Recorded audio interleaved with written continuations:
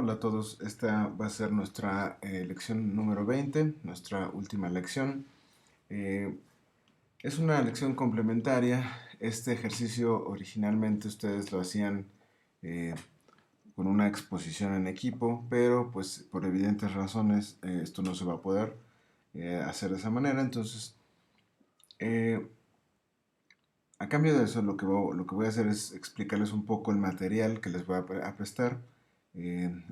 Se los voy a subir a la clase.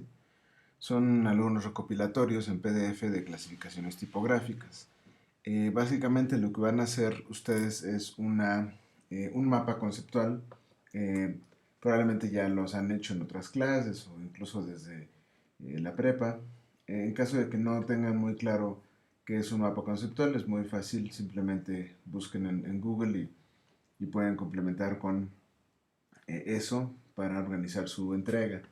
Esa tarea o esa entrega, pues básicamente va a consistir en que ustedes hagan un mapa conceptual sobre clasificaciones tipográficas. La clasificación que ustedes escojan, la que ustedes quieran, eh, van a desarrollarla en un mapa conceptual en donde van a también poner ejemplos de algunas de las fuentes con las características que esa clasificación está pues describiendo. Eh, yo les voy a presentar el concepto de clasificación tipográfica, les voy a explicar algunos de los ejemplos más conocidos, les voy a compartir la información, pero recuerden que ustedes siempre pueden complementar esto mediante Google o Wikipedia. Generalmente le tenemos miedo a Wikipedia, bueno, algunos profesores le tenemos miedo a Wikipedia porque creemos que la información no es suficientemente formal, pero yo no creo esto. Yo creo que los wikis son una buena forma de compartir información. Eh, Eso sí, a veces la información no está confirmada o corroborada, o a veces está basada en un sesgo de la persona que escribe la nota. Pero bueno, eh, así como es muy rápido, muy fácil encontrar cualquier información en Wikipedia mediante Google, también es muy fácil o muy rápido encontrar otras tres o cuatro versiones de lo mismo que se dice, compararla y sacar una conclusión para llegar a algo un poco más, digamos, útil en cuestiones teóricas, ¿no? No es que los libros sean como automáticamente más importantes o más formales que el Internet. Aún cuando trabajas con libros tienes que recurrir a esta comparación, a hacer una confrontación de autores, es lo que nos va a permitir hacer un estudio más profundo sobre cualquier tema, ¿no? Es algo muy parecido a lo que sucede con las recetas de cocina, ¿no? Si ustedes buscan cómo preparar, no sé, un pastel de manzana, un pie de manzana, eh, sí podemos seguir una sola receta que encontramos en un libro o en internet y apegarnos a eso y no hacer ningún cambio, o podemos buscar tres o cuatro distintas y tal vez de ahí integrar algo nuevo que sea como lo nuestro, ¿no? Les menciono esto porque las clasificaciones tipográficas básicamente así se han movido, ¿no? Entonces, este es un trabajo que van a hacer, van a tener una semana para hacerlo. Se entrega el 7 de mayo. Eh, Vamos a hacer la entrega de este mapa conceptual donde cada uno de ustedes va a desarrollar alguna de las clasificaciones y por lo menos ponga 5 fuentes en cada una de las categorías que vienen dentro de estas clasificaciones. El mapa conceptual es en PDF, lo van a subir en donde cree yo la asignación más tarde y listo. Les recuerdo que estamos ya llegando a las etapas finales de nuestro curso, pero pues más información se las daré en el curso de la clase, ¿no? Entonces, bueno, ¿qué son estas clasificaciones tipográficas? Esto lo podemos ver, digamos que el primero en hacer esto, en generar una clasificación tipográfica, fue un francés de nombre François Thibaudeau, que en 1921 creó la primera clasificación oficial o formal de los materiales tipográficos. ¿Por qué hizo esto? Bueno, nosotros ya hicimos un recorrido sobre la historia de la tipografía y nos hemos dado cuenta que conforme pasó el tiempo, pues empezaron a surgir más tipógrafos, más estilos y más fuentes, y de pronto para cuando llegamos al siglo XX, pues teníamos un montón de variaciones de las letras, ¿no?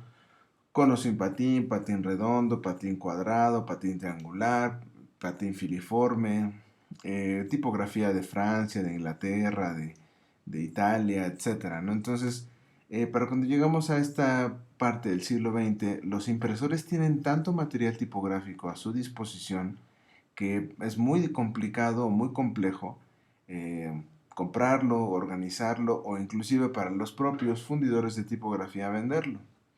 Entonces lo que sucede es que pues este personaje, François Thibaudeau, se dedicó a hacer una clasificación. Vamos a, eh, considerar que una clasificación es pues es una forma de ordenar, siempre va a ser el objetivo general o primordial que busca una clasificación es ordenar todo lo que tenemos, ¿no? Si tenemos, por ejemplo, muchos pares de zapatos, los podemos ordenar por el uso, ¿no? Los contos que usamos de diario, los que se usan solo los domingos, los deportivos. Eso es una clasificación. Las clasificaciones suelen tener pues mucho que ver con la taxonomía, ¿no? O que es, digamos, eh, pues una forma de organizar familias u objetos dependiendo de sus propias familias, ¿no? Entonces, la taxonomía más conocida pues es la que vemos en biología, ¿no? Los famosos eh, como grupos jerárquicos de animales, ¿no? Por ejemplo, tenemos dentro de taxonomía aves, mamíferos, etcétera, ¿no? Pero dentro de los mamíferos existen las clasificaciones, ¿no? Están los que caminan en cuatro patas, en dos patas, etcétera, ¿no? Entonces, en este caso, una clasificación básicamente se refiere a eso, a cómo vamos a descomponer y organizar todos los estilos de algo que tenemos enfrente. Para François Thibaudeau, él dividió en cuatro grandes grupos a las fuentes que tienen patines, ¿no? Les llamó, de hecho, marcó tres con patines y una sin patín. A las fuentes más antiguas, que son como esta, les llamó las romanas de Elsevier. A las que son filiformes les llamó las romanas de Didot. Y a las gruesas les llamó las egipcias, ¿no? Por último, a las que no tenían patín les llamó las antiguas. Esto es bien extraño porque la primera clasificación de la historia en realidad era muy ligera, muy superficial, muy sobre apodos, nada descriptiva, ¿no? Pero finalmente esta fue la estrategia que Thibaudeau planeó hacer para esto, ¿no? Entonces, Le Romain Elsevier es, digamos, un apodo francés que le da a la tipografía antigua. Para los franceses que durante el siglo XIX se volvieron fanáticos de los libros de los Elsevier, consideraron que todo lo referente al libro antiguo y a la tipografía antigua era elseviriano, ¿no? Un poco forzado. Recordemos que los Elsevier pues finalmente pertenecen al siglo XVII, es decir, 200 años antes de los Elsevier ya había tipografía. Pero con Elsevier meten en el mismo saco a Garamond, a Baskerville, a Caslon, todo lo que se ve como tipografía antigua, que es con este tipo de cartela. Hay una cartela recurva con una base triangular, ¿sí? A eso le llamó romana del Elsevier. Después tenemos la romana de Didot, porque claro, tenían que utilizar a un francés, que es el nombre de Didot, como la contraparte de la letra antigua, es decir, la letra moderna o la letra, el patín moderno, pues sería el patín de Didot. La egipcia, cuando hablamos de las slab serif, ya lo habíamos mencionado, se les llama así porque en esa época fue cuando se hicieron las grandes exploraciones de Egipto y de las pirámides, ¿no? Entonces, es extraño ponerle apodos a las cosas porque tienes que saber el contexto, ¿no? En realidad, la clasificación de François Thibaudeau es muy buena, es muy sucinta, pero es oscura, ¿no? Por las referencias. Y les llama antiguas a las que no tienen patín por la referencia a las inscripciones, sobre todo a las que estaban hechas en Grecia, es decir, antes de las inscripciones romanas, porque como podemos recordar de la historia de las letras o de las formas de las letras, los romanos que tomaron el alfabeto latino de préstamos del alfabeto griego, le agregaron patines a sus letras. Los griegos no usaban letras con patines. Entonces, de alguna manera la clasificación de Thibodeau tiene sentido, pero es un poco caprichosa, ¿no? Y al parecer el capricho va a ser como lo clásico en las eh, clasificaciones. Probablemente la más conocida de todas las clasificaciones sea esta, la Box-Atipi. Se llama así porque es una mezcla de Maximilian Box, que fue el que la creó, y eventualmente la Asociación Tipográfica Internacional, o ATIPI, pues retomó este trabajo de Box y lo fue complementando, ¿no? Entonces, él divide en grupos de figuras similares las fuentes, ¿no? Las divide en antiguas, modernas, caligráficas, fracturas y no latinas, ¿no? Y cada uno de estos grupos está a su vez dividido en trilogías, ¿no? La trilogía de las antiguas serían las humanas, las garaldas y las reales, ¿no? O también llamadas de transición o transicionales, como Baskerville, que podemos verlo aquí. Estas se llaman garaldas porque mezcla el nombre de Garamond y Aldo Manusio, ¿sí? Muy inteligente. Y las humanas o antiguas venecianas, ¿no? Que son las primeras que se hicieron, yo le llamaría más bien como incunables, ¿no? En la trilogía 2, que son las modernas, nos coloca las didonas, que es una mezcla de Didot con Bodoni. Supongo que Didona suena mejor que Bodota. Las mecánicas, que son las slab serif o las victorianas, es decir, toda la tipografía del siglo XIX.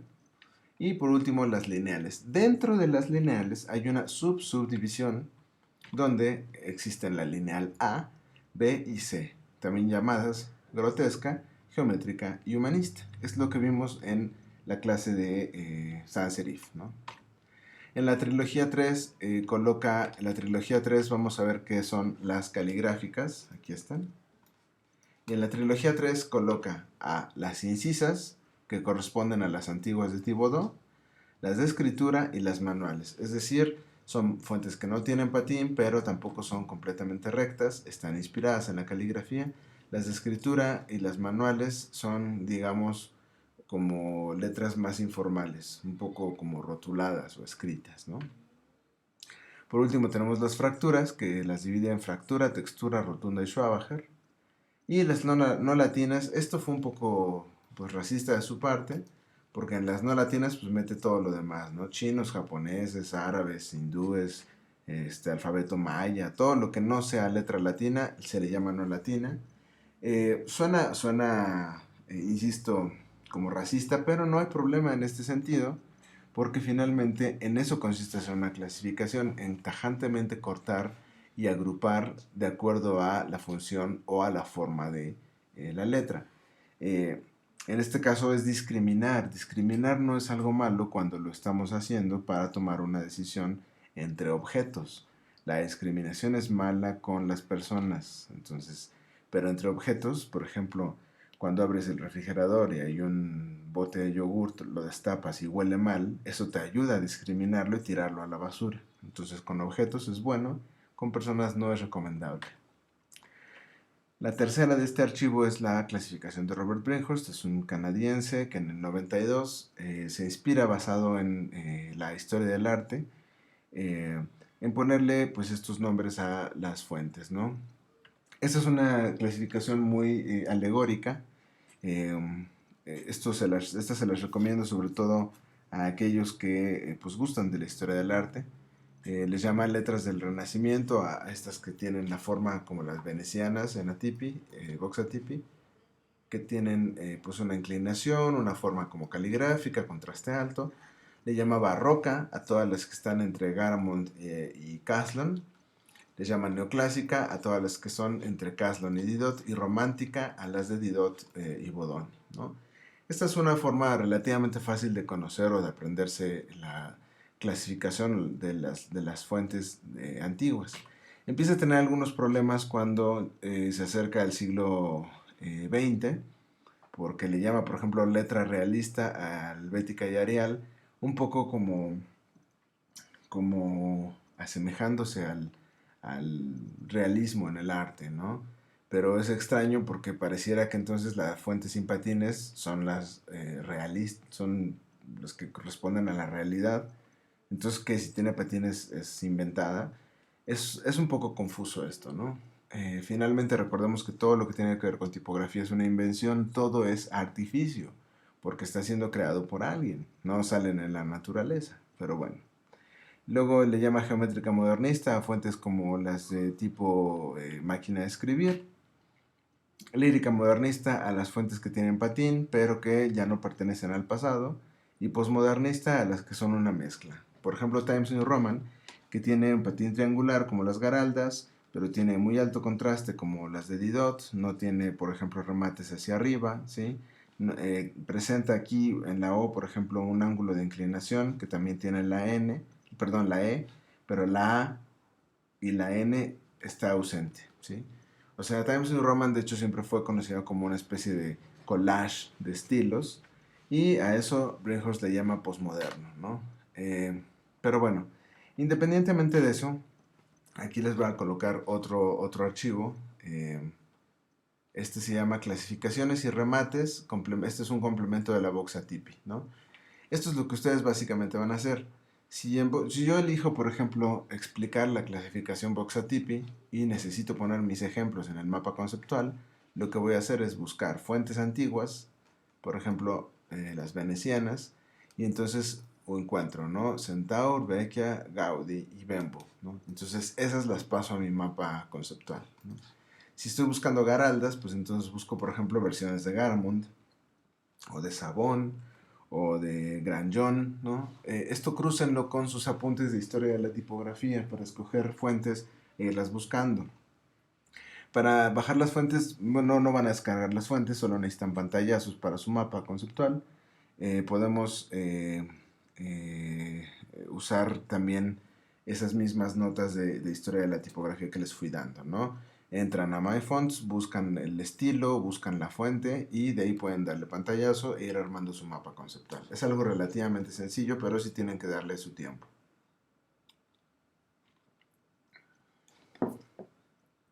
Entonces, bueno, aquí tengo, por ejemplo, cómo se ve estas que dicen, pues, por ejemplo, venecianas, ¿no? Como Bembo, el patín la base es recta, la cartela es curva y el empaste es triangular. Tiene aquí una evidencia de tener eje inclinado, ¿no? Garamond tiene el eje menos inclinado y tiene esta pequeña curva por abajo y así. Entonces, la mejor manera de identificar formas en clasificaciones es mediante sus remates o terminaciones, ¿no? Entonces, bueno, esto es un auxiliar ideal para su ejercicio. Después, aquí voy a mostrar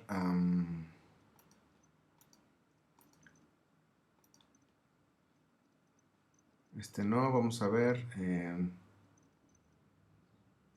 este otro. Esta es una clasificación que hace el diseñador argentino Alejandro Lo Celso. Divide los estilos en estos. Para explorar este archivo es muy sencillo, simplemente va como una especie de menú, ¿no? Entonces, por ejemplo, gótica, avanzan, y entre las góticas están estas, ¿no? Los estilos. Entre las antiguas venecianas, garaldas y holando-inglesas, y aquí vienen ejemplos, ¿sí? Este archivo les va a servir para encontrar justamente casos para su mapa o similares, ¿sí? Por ejemplo, transición, y evidentemente me pone ahí Baskerville, Caledonia y Century. Diferentes tipos de Baskerville, ¿sí? Entonces, usen esto como guía para llenar su mapa conceptual. Después tenemos esta clasificación, son 11 sistemas de clasificación tipográfica, cada uno bien explicado. Aquí viene la de Thibodeau, explicado con ejemplos de fuentes y con pues la descripción de las mismas, pero viene la de Maximilian Box, Aldo Novarese, la Boxatipi, la de Alexander Lawson, que es un inglés, Robert Brinkhorst, que ya lo habíamos visto, Catherine Dixon, que es también una doctora inglesa muy pues experta en esto, Muriel París, es francesa, La DIN, que es la clasificación bajo los estándares de calidad del Instituto de Normatividad Alemana, ¿sí? Esta es muy interesante porque la clasifica por grupos. Aquí van a encontrar el nombre en alemán y en inglés, ¿no? Por ejemplo, esta que dice Französische Renaissance Antiqua, o en inglés French Renaissance Roman, o eh, eh, romana del Renacimiento francés, ¿no? Entonces, esto va explicándolo como todo, ¿no? Se parece un poco a la de Brinkhorst, con toques de la de Vox. Es muy interesante. Eh, la alemana tiene como una parte muy interesante acá, donde da un apartado para las góticas, ¿no? Que es algo que a Vox Atipi se le fue, porque en Vox Atipi pues empieza a partir de las letras con patines como la de Jenson, y esta no, esta toma en cuenta las letras góticas, ¿no? Les llama Gebrochenschriften o Broken Types o pues letras fracturadas, ¿no? Que es la Gotisch, la Rundgotisch, la Schwabacher y la Fraktur. Tenemos después también el British Standard System, que es algo similar a lo que hicieron los alemanes, pero de ingleses, ¿no? Entonces ellos les llaman humanista, garalda, transicional, didonas. Esta es una muy práctica, es como una especie de evolución de la Voxatipi, muy lógica, ¿sí? Pero si estamos hablando de clasificaciones lógicas, esto es lo más lógico que podemos obtener por nuestro dinero, el sistema Panous. El sistema Panous fue creado en el 88, está más basada o dirigida a la tipografía digital, porque como podremos intuir, si para principios del siglo XX ya había muchos estilos de fuentes, imagínense qué pasa ahora con el siglo XXI. Tenemos cientos de miles de fuentes en Internet y de opciones para eso, para bajarlas o para utilizarlas. Cuando hablo de cientos de miles me refiero a los estilos, no necesariamente a las fuentes. Probablemente ya estamos llegando a los millones no cientos de millones, tal vez un par de millones de fuentes, porque recuerden que cada estilo, una familia tipográfica puede tener, no sé, 200 fuentes. Entonces, bueno, este Panous System lo que hace es dividir el tipo de patín, por ejemplo, ¿sí? Los nombres están en inglés, por supuesto, se pueden ir ayudando de un diccionario. Por ejemplo, el que se llama Square Serif en el 1.2, aquí lo vemos, distinguen al grupo de tipos Egyptian, ¿no? O los de serif cuadrados o las egipcias, ¿no? También tenemos